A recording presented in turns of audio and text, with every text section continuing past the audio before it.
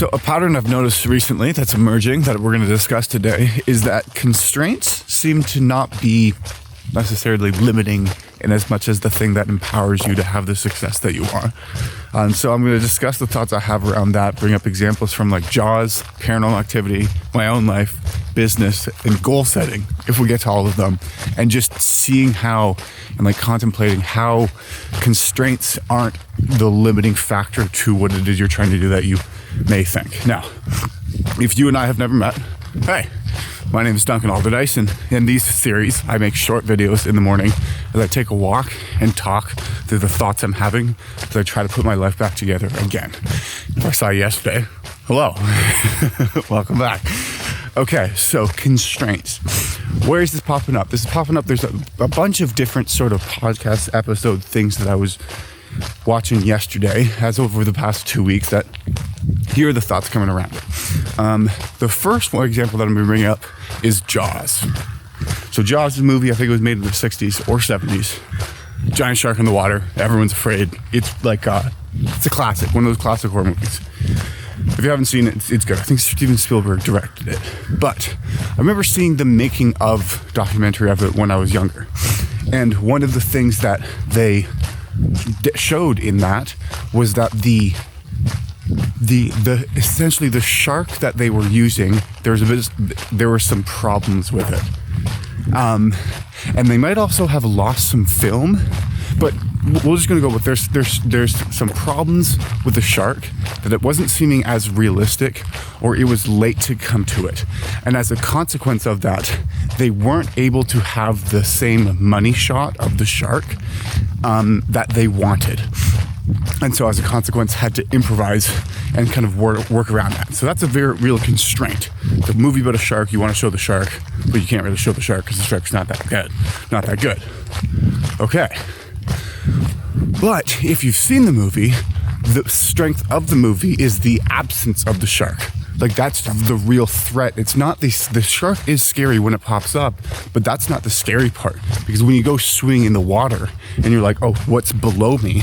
That unknown, that's the fear that comes with it. And it would be a radically different movie, arguably a worse one, that just like, now we have CGI, that it seems like, it's like, oh, we don't know what to do. Let's just spend an hour on CGI, make an animated shark, put in a tornado. That's a different movie. But the point being, though, is that the constraint seems limiting because you can't show the shark. Made a better movie as a consequence. Second example I can think of, also in the movie scene, would be like Paranormal Activity. Paranormal Activity number 1. I believe the budget for it was somewhere in the ballpark of $13,000 to $25,000. Like, it was a very low budget, like interesting idea, like continues like Blair Witch adjacent. That they had to do a lot because they did not have the big Hollywood budget of like low budget, obviously, special effects, where they're just how can they make it seem creepy for someone to be like what can you do that's creepy without being able to do something crazy over the top? Like if you just have a blow dryer that's blowing the blanket off, or just someone standing in the edge of the bed for a while, which is arguably not super scary. But if you look at the newer versions of it, it's just the same idea, bigger budget. It just kind of is jump scares. It's cheap. It's not interesting in the same way. Again, that constraint of the budget turns into something way better.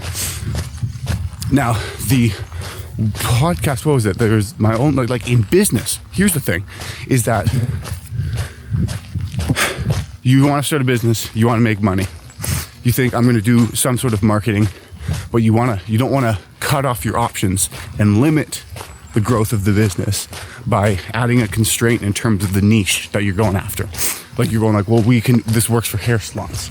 It works for any type of service business, whether that's a plumber, whether that's that was the only two businesses I can think of. Oh, HVAC, whether it's a insurance agent, whatever it is. I'd be leaving money on the table if I just picked one of those. But then the thing you find is when you're too abstract with the messaging, saying you're everything for everybody, what ultimately turns into is you have to sneeze.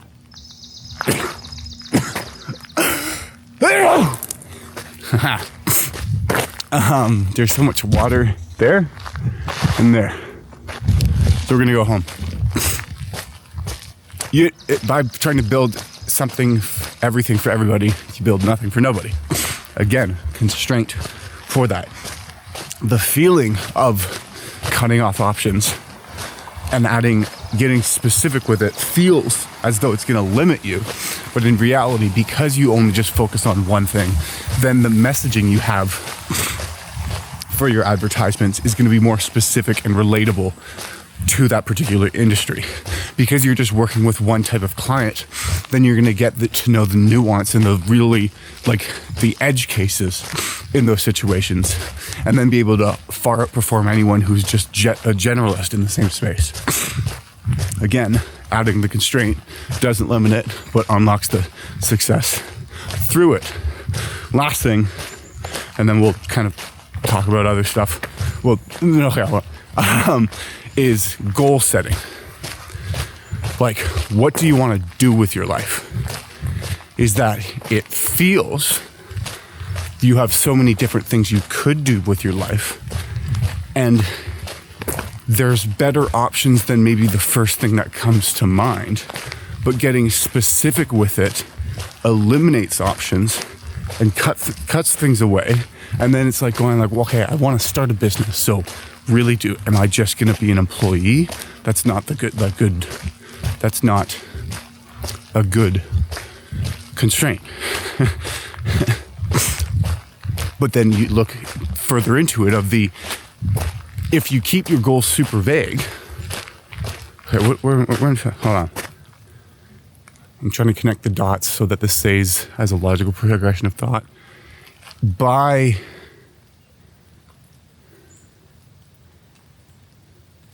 That's what it is.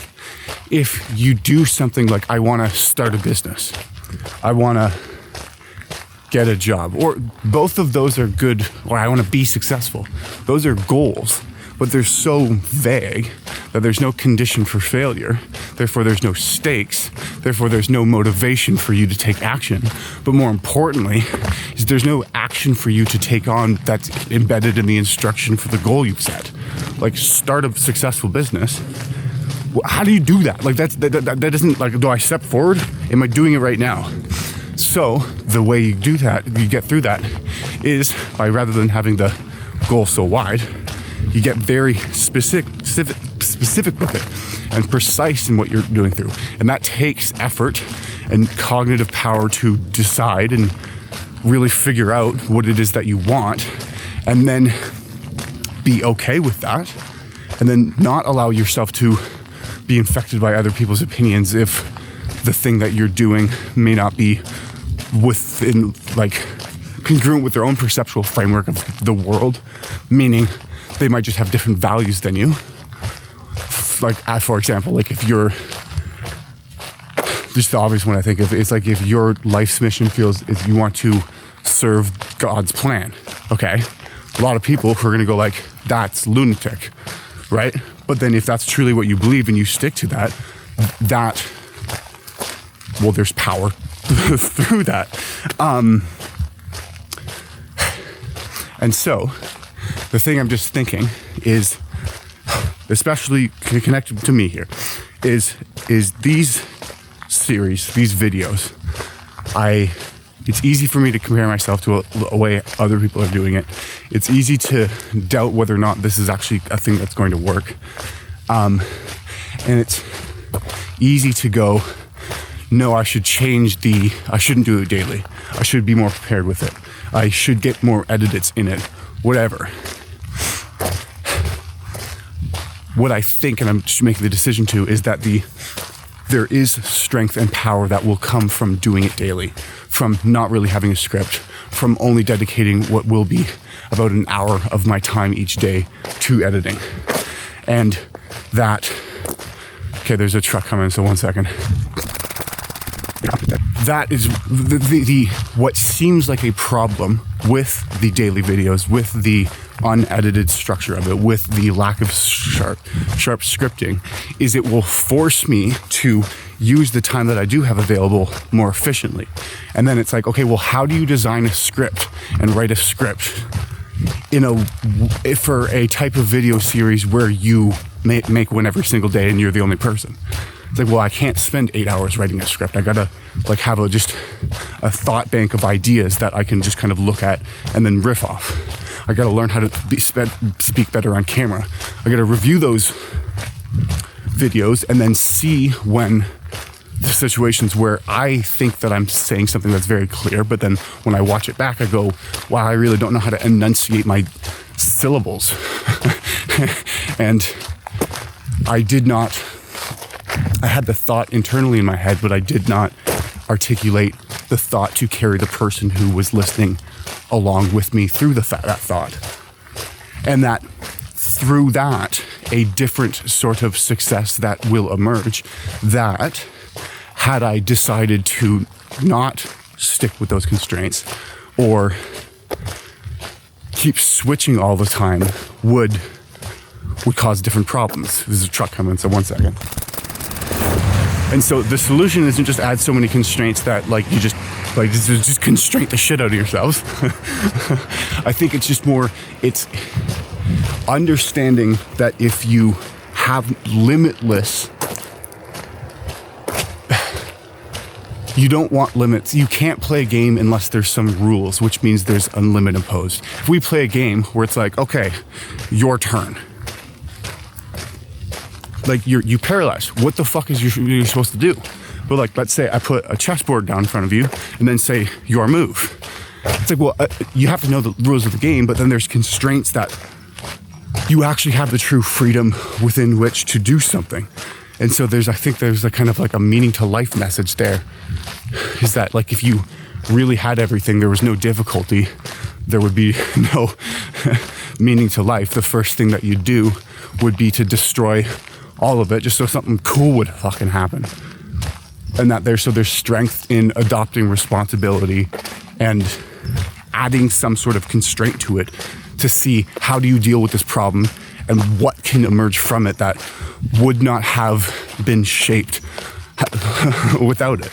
Like the fucking rock tumbling over and over. Like it doesn't get smooth and all polished and nice unless it has those other things to go against. But anyways, to wrap that all up, I think constraints are powerful. Embrace them, don't reject them. And in that case, on that note, I appreciate you watching to the end. And I know you know this already, but I'll say it again, is that desire is what drives you forward. The pain you're going through is necessary. That is why you need to believe in yourself, because you're more capable of doing great things than you give yourself credit. Lean in, aim up, and move forward. Yes, you can. Yes, you will.